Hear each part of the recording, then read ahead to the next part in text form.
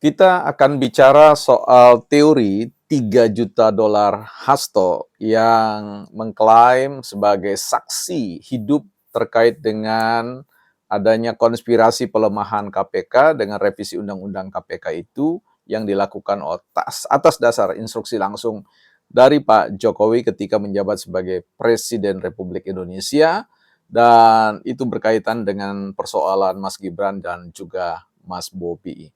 Ada yang janggal dengan teori ini. Kita akan bahas di Bukan Partai Politik.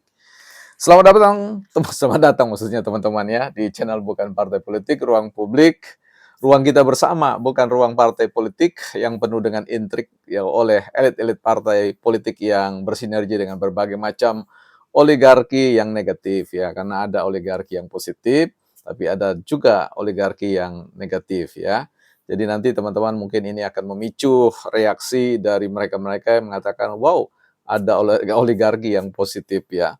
Itu saya kira sign quote ya untuk memberikan pembedaan antara bahwa negara ini dalam konteks kerja-kerjanya tidak akan mungkin lepas dari intervensi atau keikutsertaan, ya sebut saja seperti itu, dari pihak-pihak yang tentu bicara tentang sokongan kapitalnya ya atau sokongan finansialnya.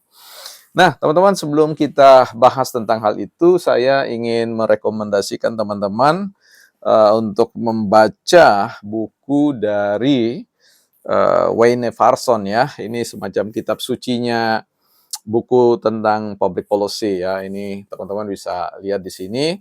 Sudah dijual bebas ya. Itu sudah lama dijual bebas, sekitar 600-700-an halaman ya teman-teman. Di sini tentang hal ihwal ya, ABC-nya public policy atau kebijakan publik itu. Ini bukunya teman-teman ya. Karena ketika teman-teman masuk dalam percakapan politik, kalau tidak bicara tentang kebijakan publik, tidak membaca literatur tentang kebijakan publik, biasanya teman-teman kita mudah diombang-ambingkan oleh narasi-narasi para elit yang seolah-olah masyarakat itu tidak paham tentang persoalan politik ya. Karena bagaimanapun juga masyarakat adalah bagian dari shareholder atau stakeholder ya, pemilik dari kekuasaan itu dan punya kepentingan dengan persoalan ABC-nya kekuasaan. Nah, kalau mau baca buku tulisan Rian Nugroho juga ada ya, bagus ya untuk referensi tentang kebijakan publik, dinamika kebijakan, analisis kebijakan, dan manajemen kebijakan. Ini ditulis sampai sekitar hampir 800 halaman, 790 atau tidak salah itu. 782-an lah ya, seperti itu teman-teman. Jadi silakan saja. Paling tidak dengan membaca dua buku ini dan tentu buku-buku yang lain, teman-teman punya referensi yang katakanlah ya cukuplah ya untuk memahami dinamika kebijakan publik, komunikasi politik dan seterusnya ya, bargaining position, posisi tawar para elit, para partai dan seterusnya.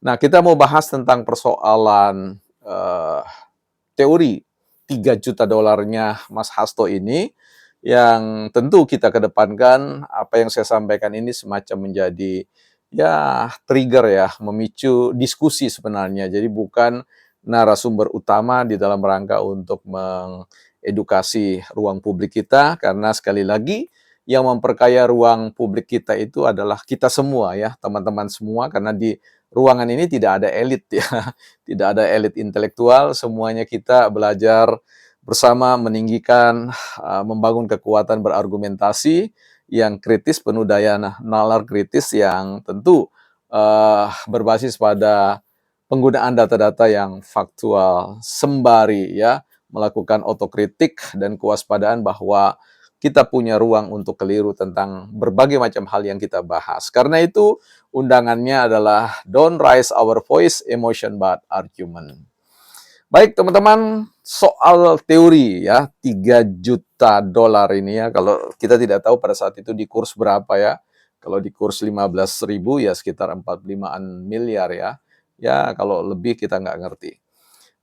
Jadi kalau misalkan teori itu dimulai dengan Q&A ya, question and answer ya. Jadi pertanyaan yang dilemparkan oleh Mas ya Novel Baswedan, Nopel ya, Bang Novel yang tentu orang KPK, yang kemudian itu dipicu dalam sebuah diskusi di UI ya, di tempat di mana Profesor Sulistyowati menyampaikan narasinya dan juga dihadiri oleh Rocky Gerung ya, dan seterusnya ya, dari tanya jawab. Apa yang disampaikan oleh Mas Hasto dengan teori 3 juta dolarnya itu merupakan answer atau jawaban dari pertanyaan yang diajukan oleh Pak Novel Baswedan ya. Nah, ini berkaitan dengan saksi ya, bahwa Mas Hasto ini memang merekam ini sengaja karena memang ada kaitannya dengan prepare ya, forecasting atau semacam sebuah antisipasi kalau ia ditangkap, karena memang sudah beliau merasakan bahwa akan diambil oleh KPK dan sebagainya ya. Tentu kita berharap mudah-mudahan Mas Hasto tidak dalam kondisi seperti yang disangkakan ya. Dan kita berharap juga KPK profesional ya, tidak dengan sungguh-sungguh menggunakan apa yang dituduhkan oleh Bang Adian Napitupulu terkait dengan diskriminasi ya. Jadi ada semacam kriminalisasi, bukan diskriminasi, tapi kriminalisasi yang kemudian meneriakan tentang persoalan ketidakadilan, yang muncullah video ini lah yang dianggap satu seri dengan dokumen yang disimpan di Rusia.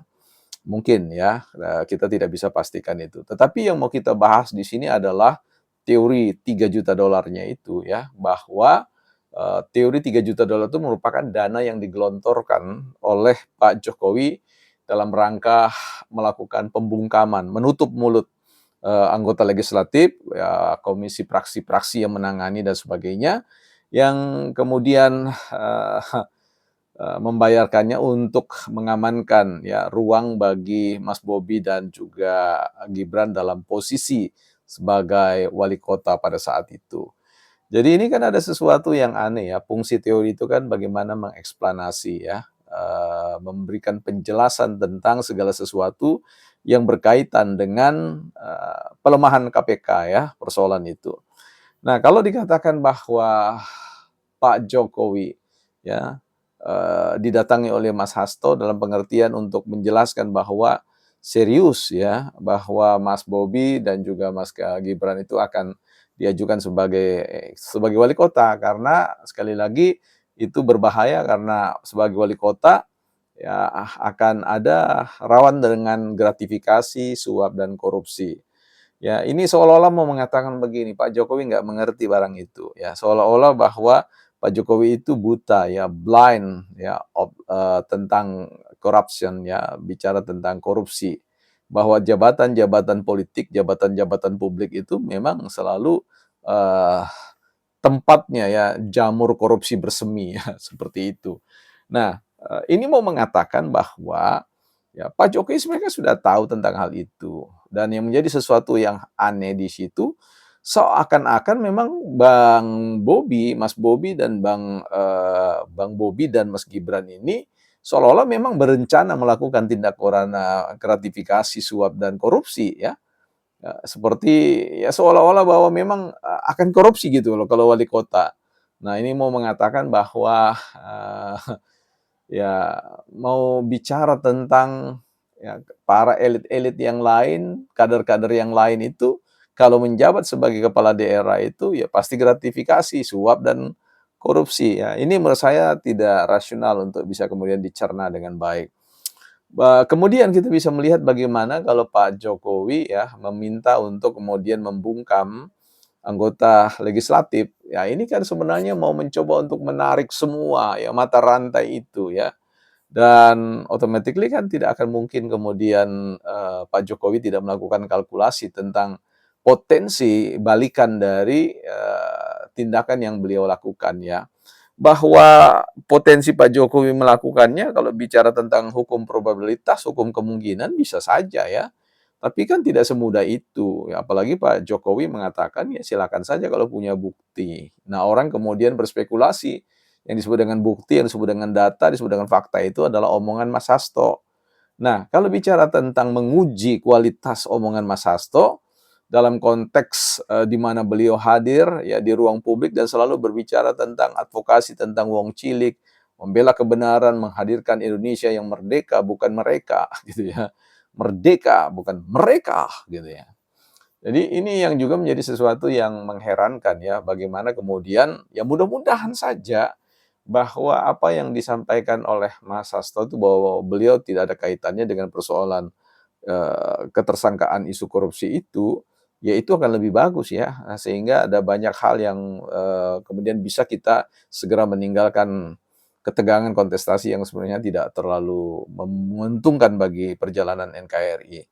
Nah, jadi saya melihat di sini logika, tentang teori $3 juta itu agak sulit untuk bisa diterima secara rasional, karena itu juga akan menyeret ya, karena posisi Pak Jokowi sekali lagi harus digarisbawahi, di-underline sebagai petugas partai, dan petugas partai tidak punya kompetensi untuk menentukan kebijakan. Yang bisa menentukan kebijakan itu adalah ketua partai ya, partai itu sendiri, dalam hal ini adalah Ibu Megawati Soekarno Putri. Berarti Bu Megawati Soekarno Putri itu tahu persis bahwa Pak Jokowi melakukan upaya untuk menyuap anggota DPR ya. Ini kan sesuatu yang, eee, keliru kalau kemudian Bu Megawati kemudian tidak merem ya, tidak mengatakan tidak boleh ya, seperti itu ya.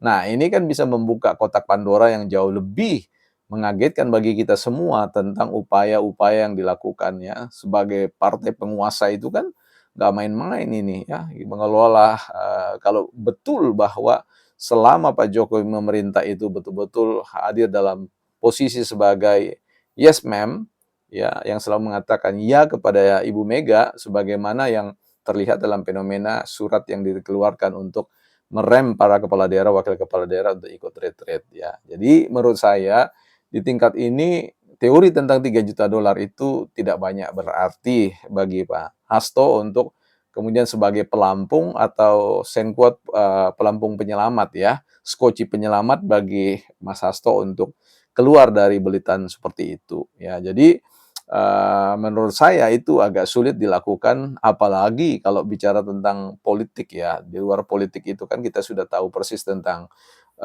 who get what ya, bargaining position, siapa dapat apa, dan ini menarik untuk kemudian mengatakan bahwa ketika sinergi, ya chemistry antara Pak Jokowi, Pak Prabowo, Pak SBY, ya, itu sangat erat ya, melted, larut dalam satu komitmen bersama untuk membawa Indonesia ya, menyandingkan semua visi misi dari semua presiden-presiden yang ada sebelumnya yang belum terrealisasi, dan kemudian itu melted dalam satu visi dan misi Pak Prabowo. Nah itu kemudian tidak ada lagi celah bagi Mas Hasto untuk kemudian memakai data-data seperti itu ya. Tentu kita adalah masyarakat yang anti korupsi. Nah, hanya saja memang berkembang pada sebuah diskusi yang menarik tentang kebanyakan ya problem-problem korupsi itu, gratifikasi suap itu juga ada kaitannya dengan problem, disebut dengan, patologi kebijakan ya. Bahwa dalam satu kebijakan itu kadang-kadang ya harusnya pembuat kebijakan yang katakanlah bukan disengaja atau dilakukan dalam pertimbangan-pertimbangan tertentu, ya tidak dapat dikarenakan sebagai suatu tindakan korupsi. Tapi nanti kita akan diskusikan seiring literatur kita semua bertambah, wawasan kita kemudian semakin menguat, dan kita berbaris bersama untuk menjaga NKRI ini untuk sungguh-sungguh ya membawa kita pada satu lompatan yang amazing ya, marvelous ya, seperti itu. Inilah catatan mengulas teori tentang $1 juta Mas Hasto, bukan partai politik.